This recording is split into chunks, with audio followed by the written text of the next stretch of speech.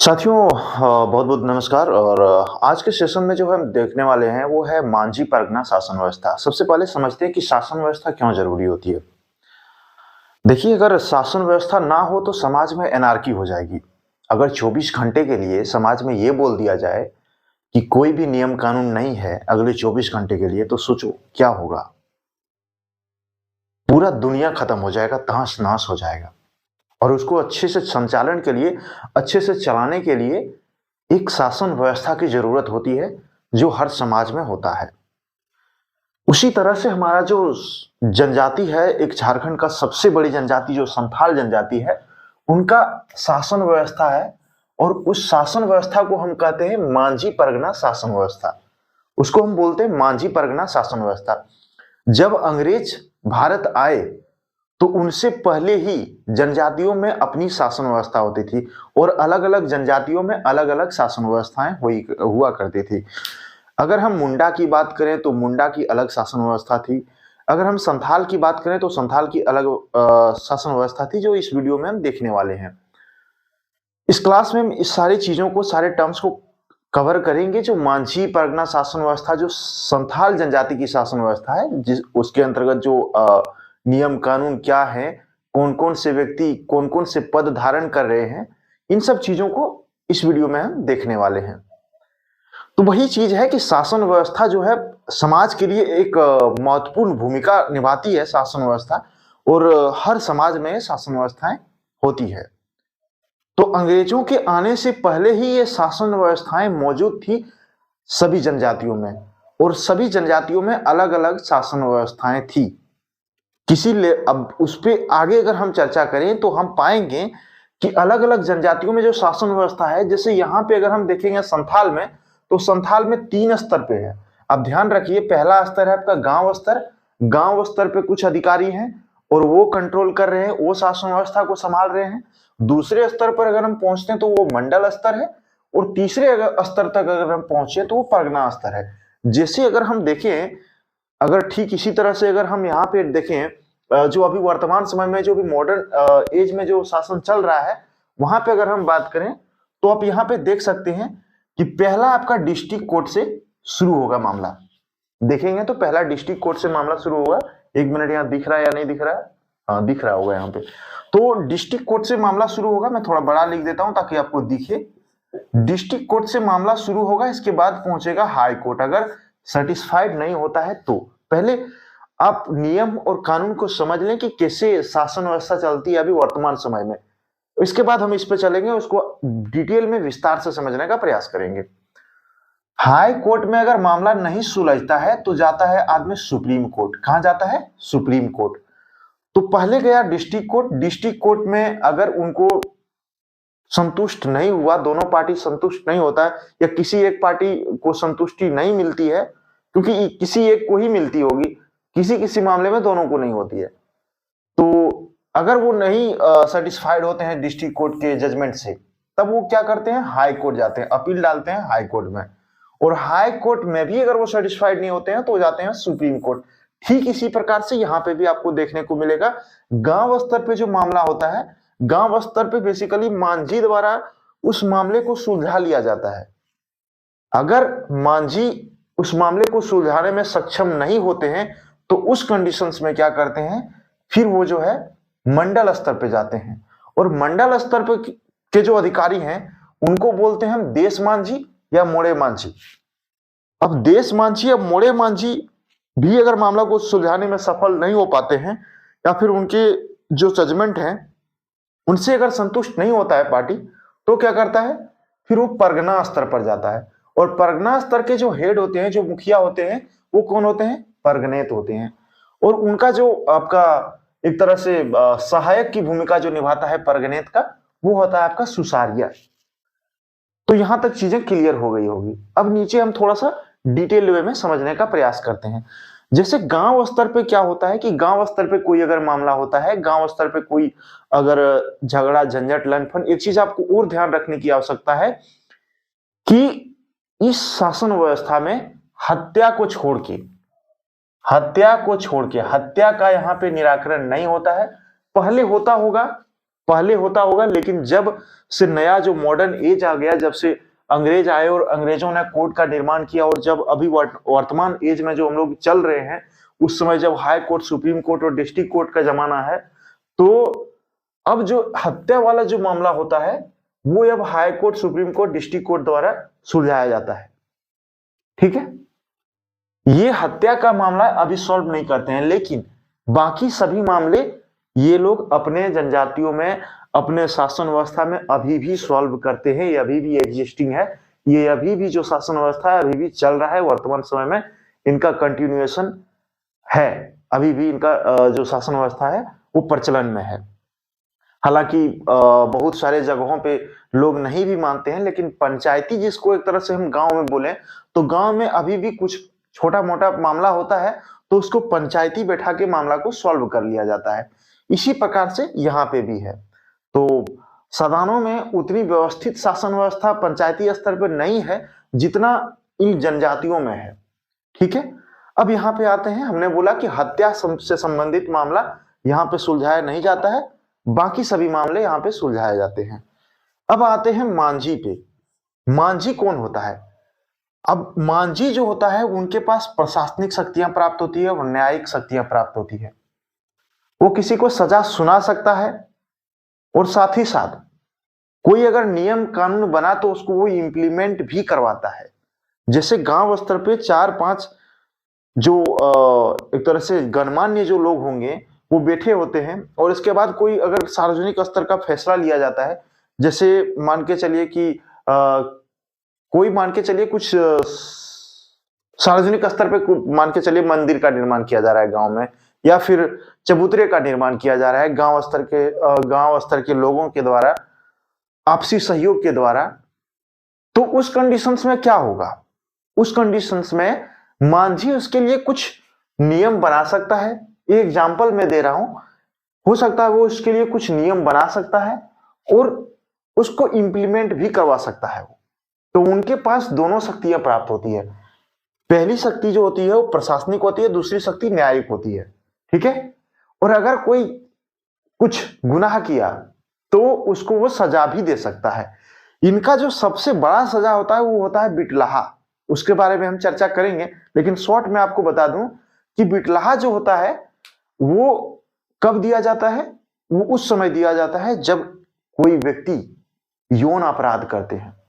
यौन अपराध मतलब ऐसा कि अगर वो जनजाति संथाल जनजाति है या कोई और जनजाति है, और उन्होंने क्या किया कि दूसरे जो है अपने ही गोत्र में, पहली चीज तो ये ध्यान रखने वाली बात है कि ये लोग अपने गोत्र में शादी नहीं करते हैं, और बाय चांस कोई व्यक्ति अगर ऐसा कुछ कर दिया अपने ही गोत्र में, किसी से लव अफेयर से अगर ऐसा कुछ चला मामला, या फिर वो किसी जनजाति को छोड़ के गैर जनजाति से अगर शादी करते हैं, तो उस कंडीशंस में उन्हें एक सजा दिया जाता है जो बिटलाहा होता है। उन्हें जाति से, अपना जो जनजाति है वो उनसे बहिष्कृत कर दिया जाता है, उनको समाज से निकाल दिया जाता है, और काफी बेइज्जती भी किया जाता है उन लोगों का, मतलब एक तरह से अमानवीय व्यवहार भी कर सकते हैं उनके साथ किया जाता है। तो वो अलग चीजें हैं, उस पर चर्चा करेंगे हम। ठीक है, कि हालांकि तो शॉर्ट में लगभग चीजें आपको समझ में आ चुकी होगी। अब देखिए, मांझी के बाद आता है आपका जोग मांझी।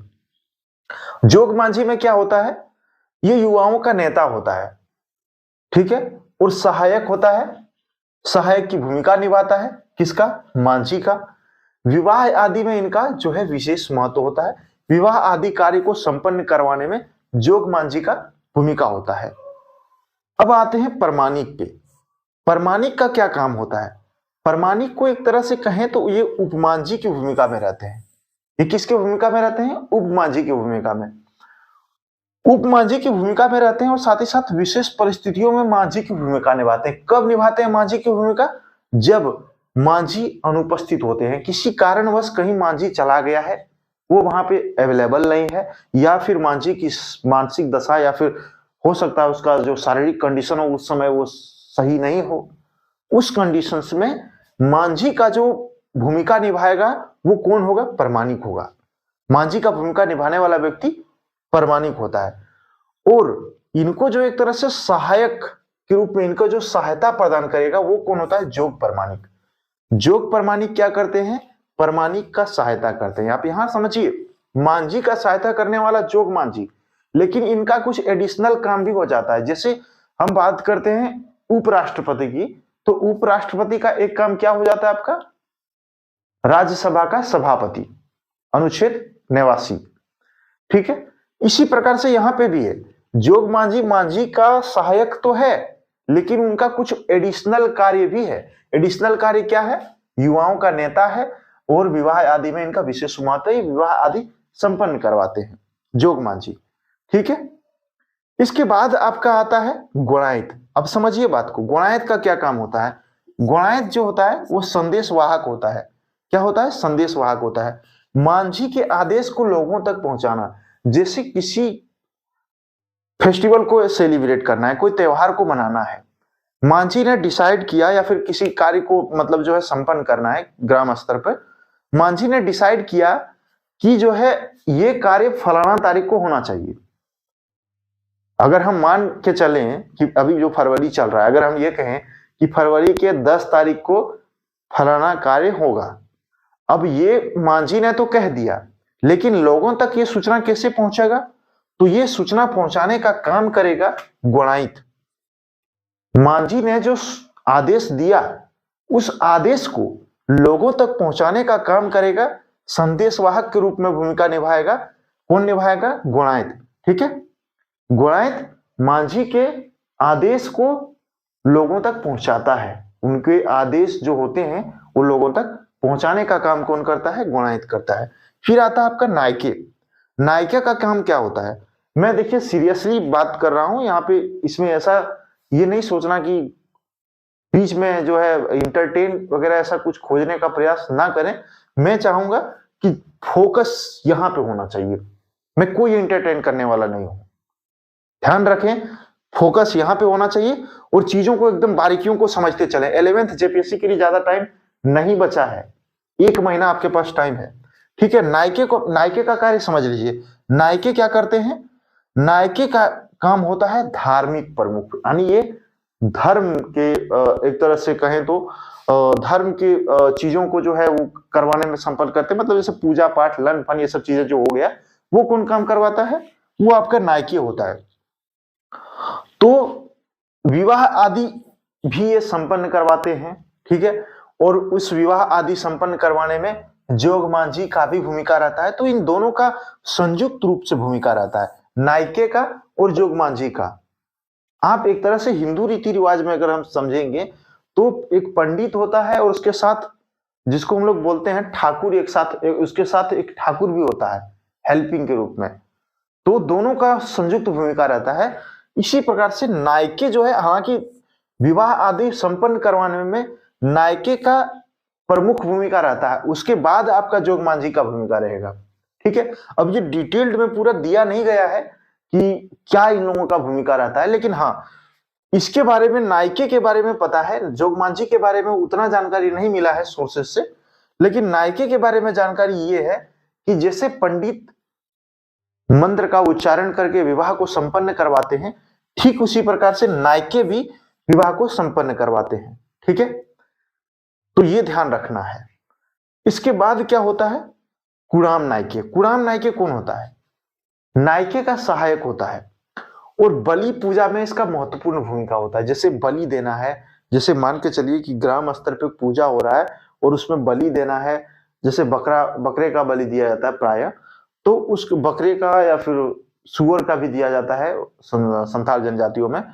तो ये सब चीजें हैं। ठीक है, तो उस कंडीशंस में क्या होता है कि कुड़ाम नायके जो है उनका विशेष रूप से भूमिका क्या है, बलि पूजा में, और साथ ही साथ वो नायके का सहायक भी है।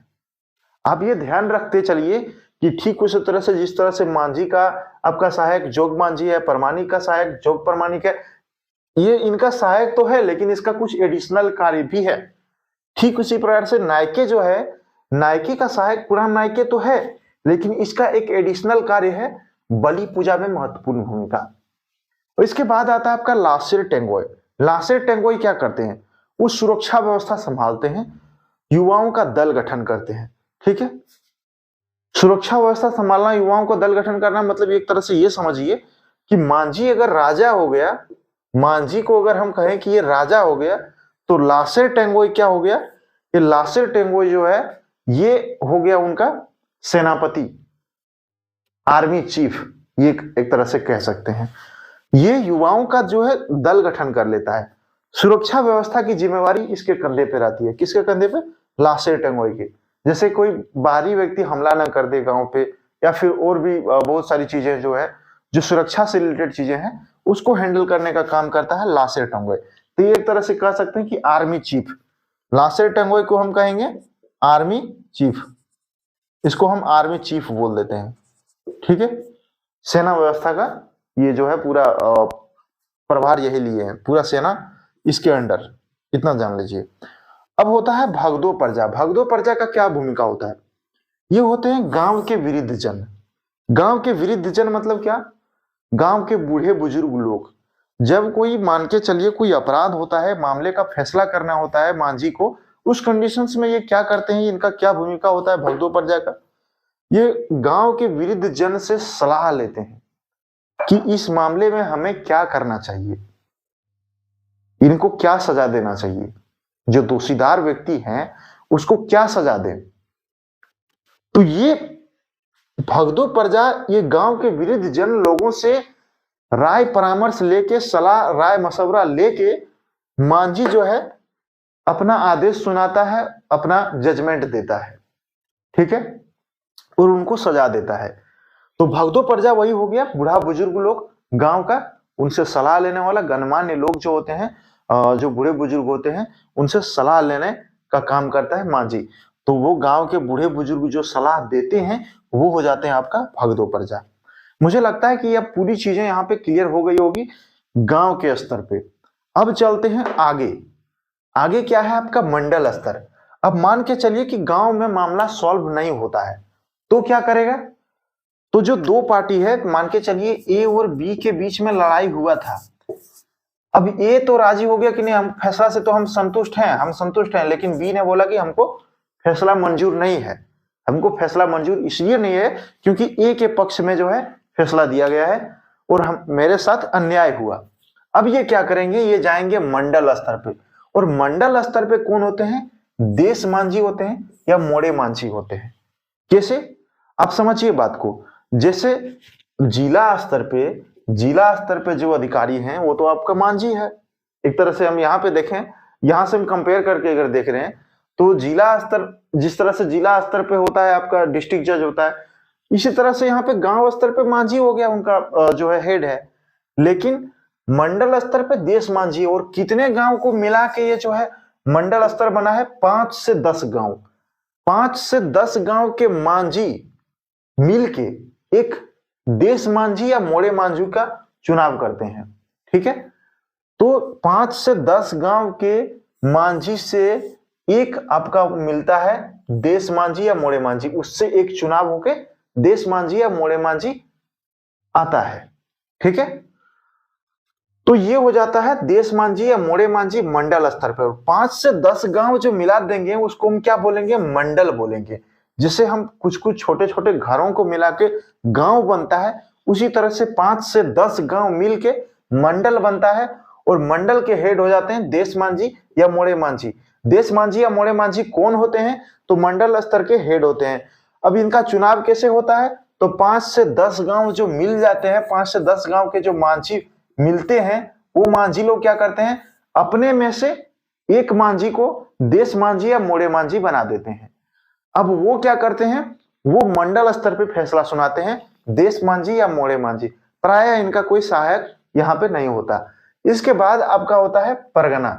इसके ऊपर अब जैसे ही हम जाएंगे, जैसे मान के चलिए अब यहाँ पे अगर जाता है, अब क्या हो जाता है मामला, मान के चलिए रिवर्स हो जाता है। बी तो यहाँ संतुष्ट हो जाता है, लेकिन ये कहता है कि भैया हमारे पक्ष में फैसला नहीं आया, यहाँ पर जो है बी के पक्ष में फैसला दे दिया गया, हमारे साथ अन्याय हुआ है। ये कहता है कि हम इस फैसले से संतुष्ट नहीं हैं। अब क्या करेगा? ये मामला डालेगा अपील में, ये जाएगा ऊपर, और ऊपर जाएगा आपका परगना स्तर पे। जब परगना स्तर पे ये जाएगा तो परगना स्तर पे क्या होगा? यहाँ पे 84 गांव होते हैं, या उससे अधिक भी हो सकते हैं, उससे ज्यादा भी हो सकते हैं। ये ध्यान रखने वाली चीजें हैं। 84 गांव या उससे कुछ ज्यादा गांवों को मिला के परगना बनता है, उससे कुछ ज्यादा मिला के परगना बनता है। और परगना स्तर के हेड कौन होते हैं? परगनेत होते हैं। परगना स्तर के हेड है आपका परगनेत। इस बात को समझने वाली चीजें हैं। परगना स्तर का हेड कौन है? परगनेत। अब परगनेत का जो आपका जो सहायक का जो भूमिका निभाएगा वो निभाएगा आपका सुसारिया। कौन निभाएगा? सुसारिया। तो परगना स्तर पर परगनेत और उनका जो सहायक है वो सुसारिया है। और सुसारिया जब ये अनुपस्थित रहेंगे, परगनेत जब अनुपस्थित रहेंगे तो सुसारिया उस समय जो है उसका भूमिका निभा सकता है, परगनेत का भूमिका निभा सकता है। या फिर जब ये उपस्थित भी रहते हैं उस कंडीशंस में उनको सहायता प्रदान करता है सुसारिया। ठीक है, क्योंकि 84 गांव को मिला के एक आपका परगना बन रहा है और परगना का एक हेड है परगनेत। तो 84 गांवों से मामला वहां पे जाता है सॉल्व करवाने के लिए। तो ये चीजें हैं, जब यहाँ पे ए और बी जाता है और यहां से आगे कहीं नहीं जाना होता है, आगे कहीं जा भी नहीं सकते हैं, यहाँ पे बात मानना ही पड़ेगा। ये एक तरह से सुप्रीम कोर्ट हो जाता है। क्या हो जाता है? Supreme court. और यहाँ का बात मानना ही पड़ेगा लोगों को, कोई उपाय नहीं है। तो हमने समझा संथाल जनजातियों की शासन व्यवस्था। ठीक है, ये संथाल जनजातियों की शासन व्यवस्था थी। और संथाल जनजातियों की शासन व्यवस्था को हम बोलते हैं मांझी परगना शासन व्यवस्था। ठीक इसी तरह से और भी शासन व्यवस्थाएं जैसे आपका उरांव में होता है, मुंडा में होता है। ठीक है, तो उन सब शासन व्यवस्थाओं को भी हम समझने का प्रयास करेंगे और इनका जो है क्या नियम कानून है, इन सब चीजों को भी हम जानने का प्रयास करेंगे। फिलहाल इस वीडियो में इतना ही रखेंगे और ये सारी शासन व्यवस्थाओं को हमने समझाने का आपको प्रयास किया। उम्मीद है आप सब चीजें समझ गए होंगे। अगर अभी भी आपको कहीं पे भी इसमें से कुछ भी डाउट लग रहा है तो आप कमेंट करके हमें पूछ सकते हैं, उसका हम जवाब जरूर देंगे। आपके कमेंट को हम पढ़ेंगे और उसको हम आंसर भी करेंगे। ठीक है, मुझे लगता है कि यहाँ तक इनफ होगा। 11th जेपीएससी जो है आपका 17 मार्च का निर्धारित किया गया है एग्जाम। और ये उम्मीद है कि टाइम पे ही हो जाएगा, क्योंकि बहुत सारे आंदोलन भी हुए हैं झारखंड में। जो जेएसएससी सीजीएल का पेपर का लीक का जो मामला आया उसमें अभी जांच चल रही है। लेकिन जो आपका जेपीएससी है उम्मीद है कि ये टाइम पे एग्जाम ले लेगा। तो जेएसएससी सीजीएल से तो लोगों का एक तरह से निराशा हुआ है। अब जो है आशा है जेपीएससी पे, इन पे फोकस करें, इन पे ध्यान रखें। ये आपका जो है सिलेबस में भी दिया गया है, आप ध्यान रखिए। ये सिलेबस में भी आपका दिया गया है और जो सिलेबस में दिया है मैं वही चीज कवर करवाऊंगा। सारे शासन व्यवस्थाओं को मैं आपको पूरा क्लियर डिटेल्ड वे में आपको बताऊंगा। लेकिन आप चैनल पे अगर नए हैं तो चैनल को सब्सक्राइब जरूर कर लें, ताकि आपको जो है नोटिफिकेशन मिल जाए उन सभी शासन व्यवस्थाओं की जो अगले वीडियो में हम चर्चा करेंगे, अगले क्लास में हम चर्चा करेंगे। फिलहाल मुझे यहाँ ऐसा नहीं लगता है कि कोई चीज हमने छोड़ा है, हमने सारी चीजों को कवर कर लिया है। तो इसी के साथ बहुत बहुत धन्यवाद और पढ़ते रहें, आगे बढ़ते रहें।